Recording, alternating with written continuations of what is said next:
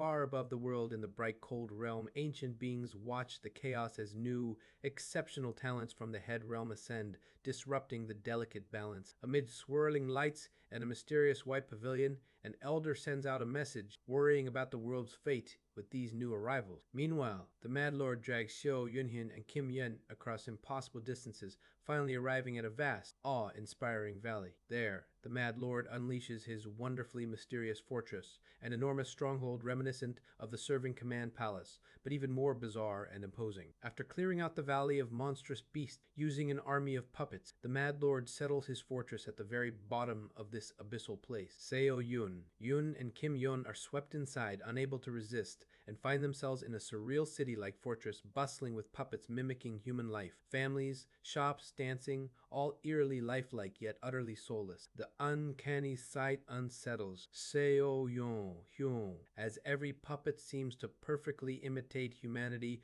without truly possessing life. Suddenly transported to a workroom filled with mechanical contraptions, they witness the Mad Lord obsessively tinkering with the body of a powerful puppet. Seo Hyun realizes Kim Yon's mind is under a powerful restraint, but as the Mad Lord finishes his work, he releases her. Her enormous consciousness bursts forth, stabilized by a new spiritual constitution, the Red Spirit Tree Body, granted through a rare elixir. Kim Yon awakens, confused but now equipped to endure her immense power. The Mad Lord, ever unpredictable, announces his intention to make the two his temporary disciples, intending to teach them, then choose one to inherit his legacy and complete the wonderfully mysterious fortress. Seo Yun and Kim Yon, with no choice, bow and pay their respects as disciples, playing along with his mad whims. Kim Yan is quickly spirited away by a bee-shaped puppet, leaving Seo Yun-hyun alone with the Mad Lord, who probes into the nature of Seo Yun-hyun's power. Sensing danger, Seo Yun-hyun tries to hide the truth, but is forced to admit he can manipulate heart essence, the very origin of his formidable sword ability. Delighted, the Mad Lord demands Seo Yun-hyun submit to experimentation planning to replace his arm with a puppet's, eager to see if his unique powers will persist even after such a modification. Seo Yun-hyun lies down on the operating table, caught between the Mad Lord's madness and his own desperate hope for survival. Trapped in the Mad Lord's fortress, there's no hope for escape. Any thoughts of resistance or suicide are pushed aside when the realization dawns that leaving Kim Yon behind would doom her to the same fate. With resignation, the operation begins. Puppet arms descend, and the Mad Lord uses lightning as anesthesia, but it fails to knock out his patient. The modification proceeds anyway, and despite agony, the new puppet arm is fitted, a marvel of spiritual engineering, seamlessly integrating with body and chi. The Mad Lord is delighted, especially when the formless sword can manifest through the new limb and sends his subject off to recover. The estate he's given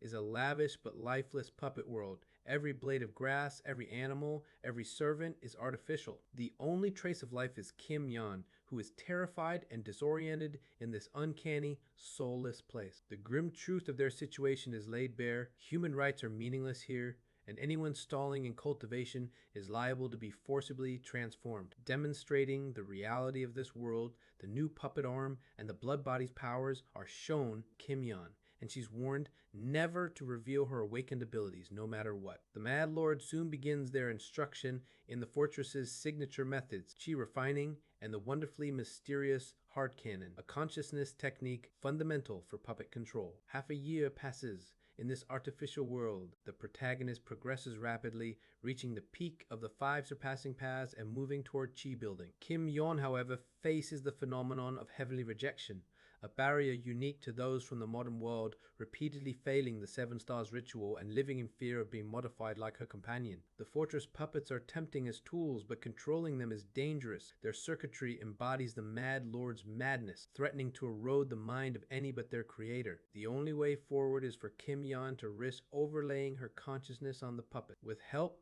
the protagonist shares the burden of the madness, using curses and heart essence to protect her while she commands the puppet. Together, they attempt the 7 stars ritual, hundreds of puppets channeling her will, tearing open the heavens and allowing Kim Yon to break through her stagnation at last. Relief and gratitude bloom between them, but any budding closeness is interrupted by the Mad Lord's sudden arrival. The Mad Lord, thrilled with the progress and the completion of a new 4-axis puppet, reveals his next ambition: war on the cold spirit race, to seize the light spirit pond and its precious resources. With a war cry and the fortress rising for battle, the shadow of conquest and conflict falls over the artificial world. The Mad Lord's madness now set on overturning the realm itself. The Mad Lord, driven by his deranged ambition, begins his campaign to conquer the Cold Spirit race by capturing and converting 4-axis cultivators into powerful puppets using his newly created modification factory. With each victory, his puppet army swells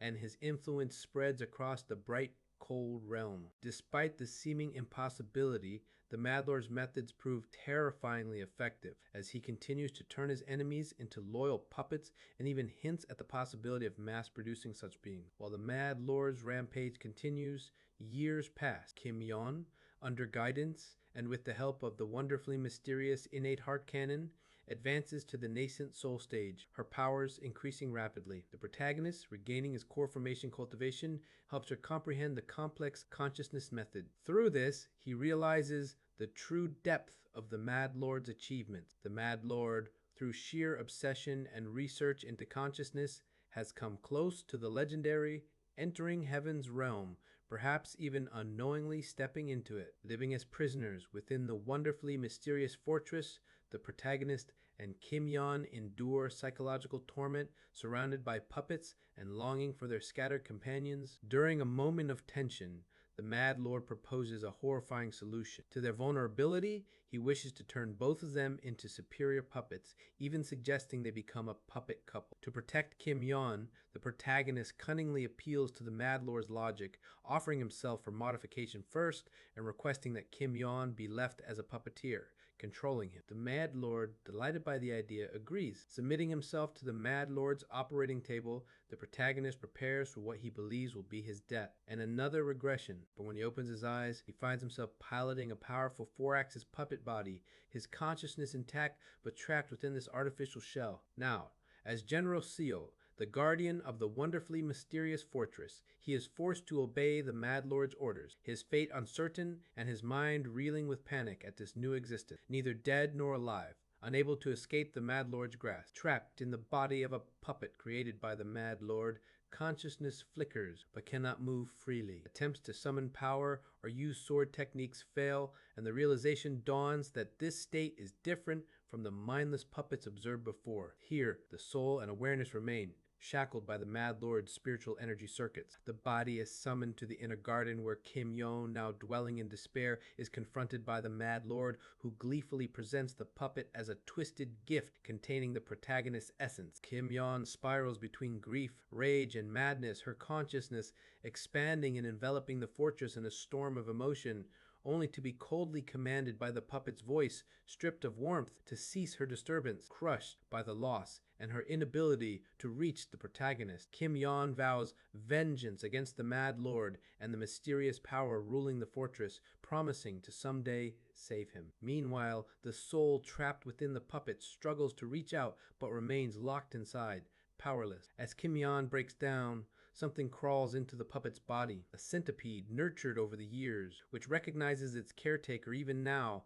and burrows into the circuits. Suddenly, an alarming sensation overtakes the soul. The puppet's circuits begin to replicate the soul's emotions, creating an artificial spiritual mass that starts to push the original soul out. The truth becomes clear. The Mad Lord's puppets are not only empty shells, but contain artificial souls pieced together from the remnants of each victim's strongest emotions. As the artificial soul grows, it will eventually replace the original, and the soul will be scattered to the afterlife. Watching Kim Yon's agony, the protagonist refuses to surrender to this fate. With desperate determination, the soul pushes back against the artificial mass, shattering it and seizing the resulting spiritual energy. This allows a tenuous grasp over the puppet circuits, but the process is agonizing and fraught with madness as the voices of all the fortress's puppets roar in the mind. The centipede, gnawing instinctively at the circuits, damages a key point, and in a final act of gratitude, the protagonist uses the gap to begin seizing control over their own puppet body. Though progress is slow and the madness of countless artificial souls threatens to overwhelm, resolve hardens. No matter how long it takes, the protagonist will find a way to communicate with Kim Yon and prove they are still present. Decades pass in this struggle. Kim Yon, having advanced to the heavenly being stage, sits beside the puppet, sharing news of the world and their former colleagues as she commands countless puppets. Through it all, her devotion and the lingering connection remain, and hope lingers that, no matter how many centuries pass, the truth will be revealed and their hearts reunited. As the aftermath of immense upheavals in the bright cold realm unfolds, the fates of old companions are gradually revealed. Kim Yeon recounts to General Seo how Jeon Myung-hoon, now known as the Lightning Harbinger, survived a true immortal's attack that annihilated his sect, becoming a feared wanderer who destroys all who stand in his path. Kim Min-hee, transformed by her mastery of ghostly arts, commands billions of spirits but has gone mad, devouring her own sect and now evolving into something monstrous. Chief, oh, once heroic, is lost to vice after the death of his master. Hai, Seo, rumored to be the Dragon Queen, is shrouded in mystery, with even the dragons knowing little of her fate. Director Kim's whereabouts are unknown, his survival uncertain. Years pass. The Mad Lord strengthens his wonderfully mysterious fortress with ever more powerful puppets and integration stage creation. Kim Yeon, now his infamous disciple, grows more unhinged, clinging to the silent General Seo, the puppet in which Yeon's soul is trapped. She pleads desperately for a sign, for comfort, but receives only silence as Yoon struggles to gain control of his puppet's spiritual circuits amidst the overwhelming murmurs and intent of billions of artificial souls. The Mad Lord's goal becomes clearer, using the collective, simulated emotions of his puppets to create a true soul for his ultimate puppet, a twisted and tragic pursuit of love. For 5 centuries, Yoon fights to reclaim himself, managing to subtly manipulate a growing number of puppet circuits without alerting the Mad Lord. Finally,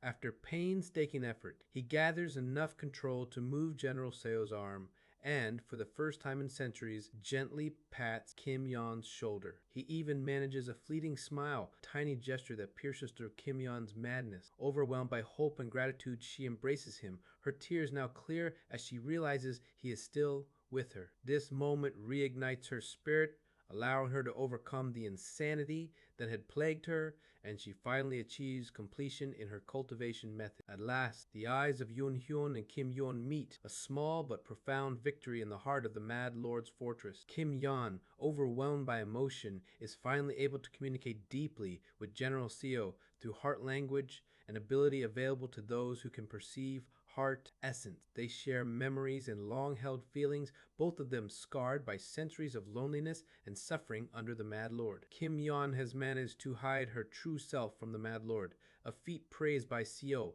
and together they discuss the possibility of escape from the wonderfully mysterious fortress. The situation, however, is dire. The Mad Lord's power is immense, and his army of puppets has only grown, now including integration stage puppets and even the development of ones at the star-shattering stage. Kim Yeon sees hope only in outside intervention or a dramatic increase in her own cultivation, but both would take centuries. Their conversation drifts to memories of their old mundane lives, particularly their time at the company and the bittersweet bonds they shared. This nostalgia strengthens their resolve to someday escape, no matter how long it takes. Time passes, centuries more, and Kim Yeon advances in cultivation, nearly reaching integration, yet the Mad Lord's control remains unbroken. 1,000 years after entering the bright cold realm, the world is on the brink of catastrophe. The Mad Lord's fortress now flies through the sky, leading a puppet army of staggering size. An alliance of cultivators, demon beasts,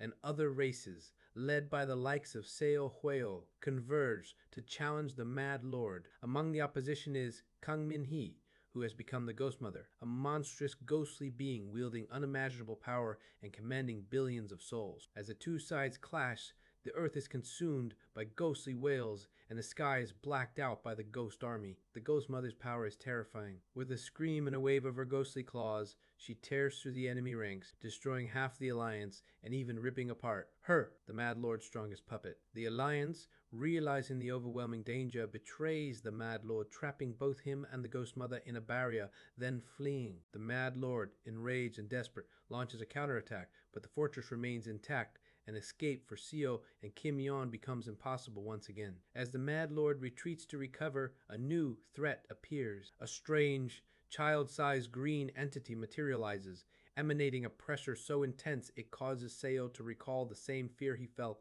facing true martial masters. This being, Jang Ik, the heaven-collapsing esteemed one, and leader of the Heart Tribe, reveals an understanding of powers beyond the Mad Lord's comprehension. With a single, deliberate stroke of his Pudeo, Jang Ik splits the wonderfully mysterious fortress, demonstrating a power that transcends the usual ranks of cultivators. The fate of Seo, Kim Yon, and all within the fortress is left hanging in the aftermath of this overwhelming display. After a devastating attack by heaven collapsing esteemed, one Jang Ik, the wonderfully mysterious fortress loses a third of its structure but manages to escape. Jang Ik, wielding his mysterious powers and observing the chaos, converses briefly with Seo Whale's apparition, discussing the growing powers within the world, the threats of the Mad Lord and the Ghost Mother, and the shifting alliances among the tribes. As the fortress flees to a familiar valley, the Mad Lord rushes to repair his beloved puppet, her unaware that within the ruined halls a rebellion is brewing. Seizing the opportunity as the Mad Lord is weakened,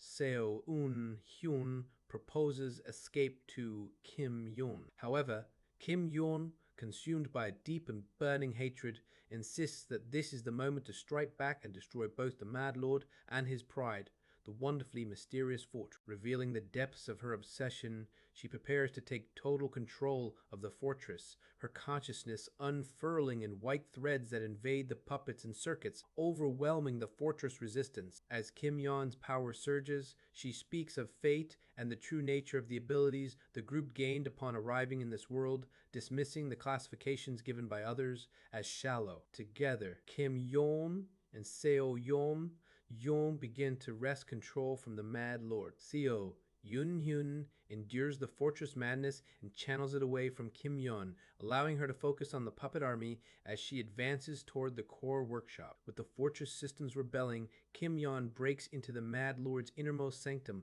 climbing the revealed spiral staircase to the fortress' highest level. There, she is confronted by the Mad Lord, now clear-eyed and strangely at peace. He reveals that everything, the cultivation, the puppets, even her transformation, was part of his plan to complete the wonderfully mysterious fortress using her unique consciousness. Her attempt to destroy or seize the fortress is, in fact, the final step he has been waiting for. The fortress' deepest systems, previously inaccessible, now respond to Kim Yon's consciousness, drawing her into a bizarre duel of control and intent with the Mad Lord. As she approaches total control, Kim Yon realizes too late that activating the fortress in this way is precisely what the Mad Lord intended. As the Mad Lord, holding her, calmly declares the activation of the fortress' final phase, Yon's play, the masterpiece he has labored over for centuries, is finally born. Kim Yon, overwhelmed with horror and helpless to stop the unfolding scene, is forced to witness the realization of the Mad Lord's ultimate vision, brought to life by her own hand. Within the wonderfully mysterious fortress, the Mad Lord attempts to recreate his happiest memory by manifesting an alternate space-time, using the power of fate and countless artificial souls to draw forth his own path. Kim Yon, even as her life force is being consumed by this process, desperately tries to destroy the space-time, unable to bear the thought of the Mad Lord dying content after the suffering he caused her and Seo Hyun. Despite her agony and the merging of her life with the space-time, she refuses to give in, but is stopped by Seo Hyun, who comforts and embraces her, reminding her that even in an unfair world, their shared hearts give meaning beyond pain. Moved, Kim Yon ceases her self-destructive struggle, but the link between her life and the alternate space-time persists. Facing the imminent danger to Kim Yon's life, Seo Hyun attempts to sever the connection with his formless sword, but finds it insufficient. Searching within his heart essence, he discovers a green Padao left by the heaven collapsing, esteemed one Jang Ik, and draws it, unleashing a devastating strike designed to obliterate everything in its path. This green saber tears through the alternate space-time, severing Kim Yon's connection and collapsing the Mad Lord's creation, though the effort leaves Seo Hyun's body and spirit circuits ruined. As the fortress crumbles, the Mad Lord and his beloved puppet die together, having achieved only the brief return of their happiest time. Kim Yon, exhausted, reveals the truth of the Mad Lord's lifelong endeavor. He believed manipulating artificial souls could influence fate enough to recreate his blissful past, not to revive the dead, but to die within his happiest memory. As Seo Hyun and Kim Yon finally rest, a massive barrier appears in the sky, bearing Seo Whale's voice and the image of a blue dragon. signaling a deadly attack to eradicate any survivors and end their fateful connection. Powerless to resist, Seo Yunhyun and Kim Yun share a final, heartfelt exchange, confessing their love as they are engulfed in the radiance of the attack, their story concluding with a kiss and the promise to seek each other in another life, ending Seo Yun's 14th regression. Another regression begins, accompanied by the familiar, unsettling sensation of return. On the flying, immortal platform, characters are gathered once again moments after their ascension to the bright cold realm. Amid the confusion, Kim Yeon is found collapsed beside the Mad Lord. She is revived and, before she can fully comprehend the situation, receives a heartfelt confession, a promise of love that transcends lifetimes. Secretly, a spell is engraved on her to ensure she can be found in the future, even under the Mad Lord's watchful eye. To appease the Mad Lord and ensure Kim Yeon's safety, a declaration is made: she will become a puppeteer, and someday her beloved will willingly become her puppet, but only after growing stronger. The Mad Lord, deeply moved by this display of devotion and madness, joyfully agrees to train Kim Yeon as an excellent puppeteer and promises to await the day of reunion. With Kim Yeon's fate secured for now, attention turns to selecting a faction. The Azure Heaven Creation sect is chosen, leveraging previous ties to the Chungmun clan. The Mad Lord, meanwhile, throws another tantrum, unleashing chaos before abducting the green-armored wooden man and vanishing with the wonderfully mysterious fortress, leaving the sects in uproar. The Azure Tiger Saint expresses concern about the puppet declaration, but it's revealed to be a ruse devised solely for Kim Yeon's protection, and receives hearty approval for such cunning. Interactions with Jin Byuk Ho of the Golden Divine Heavenly Thunder sect turn tense when warnings are given about the dangers of their immortal treasure, the Heavenly Lightning Banner. Jin Byuk Ho reacts with suspicion and anger, unleashing lightning in disbelief, until the Azure Tiger Saint's intervention diffuses the situation. There's mutual regret over misconnections, but camaraderie prevails among the leaders of the major sects. The newly arrived cultivators are then guided by 4 Axis cultivators to Kunlun Castle, the central hub where ascendants from countless lower realms gather. The diversity of backgrounds becomes apparent as realms are divided between the decaying corpse realm and the astral realm, based on the nature of their world. The human group joins the decaying corpse realm contingent, where the sheer number of newly ascended sect disciples causes logistical headaches for the officials. Ultimately, the 3 great sects, along with other human cultivators, are dispersed to their respective territories. The journey continues toward the human territory, flying alongside the Azure Tiger Saint and others. Along the way, explanations are given about the structure of the bright cold realm, where all races are broadly categorized into 3 tribes: Heaven, Earth, and Heart, with the human race belonging to the Heaven tribe. The distinctions between the tribes are based on their unique visions and connections to celestial, earthly, or spiritual energy. The stage is set for new alliances, rivalries, and the next phase of cultivation and intrigue in the bright cold realm. Hyo-ryang explains the hierarchy and abilities of the 3 great tribes of the bright cold realm, emphasizing the rarity and weakness of the Heart tribe compared to the Heaven and Earth tribe. He describes how the Heart tribe, despite being able to master the Heart Path method and read emotions and minds, are few in number and constantly hunted for their unique abilities. The Heaven tribe, considered the most noble, can theoretically learn the abilities of all 3 tribes, but rarely manage to do so in practice, while the Earth tribe can gain some Heart tribe abilities, but not the reverse. The Heart tribe, lacking any real power outside their specialty, are treated as little more than prey by the other tribes. As the group travels, they finally arrive at the human territory within the bright cold realm, a majestic region of floating sky islands covered in powerful barriers. The group is awed by the sheer size of the islands, which dwarf the ascension path and are each nearly as large as entire countries. They proceed to Temporal Fate Island, where all the newcomers receive identity plaques and official status as members of the human race in the bright cold realm. The process is swift and efficient, despite the immense numbers involved. With their new identities, the 3 sects must now disperse to separate Sky Islands, as regulations prevent too many powerful cultivators from gathering in one place. Azure Tiger Saint, Jin Byuk Ho, and Hyeoryong each lead their factions to their designated islands. Seo Yunhyun, observing the absence of any elders from the Golden Divine Heavenly Thunder sect to greet them, learns from Azure Tiger Saint that this is due to a calamity 40,000 years ago that severed their connection to the upper realms, leaving the sect weakened and isolated. As they approach Azure Cold Island, Azure Tiger Saint explains that establishing territory in the Bright Cold Realm is a contest of strength, with sects fighting natives to claim space. The Azure Heaven Creation sect readies itself for battle, their fighting spirit overwhelming. Simultaneously, across the human territory, other newly ascended sects from the lower realm begin to drive out existing powers to claim their own lands. Jinbyuk, Ho,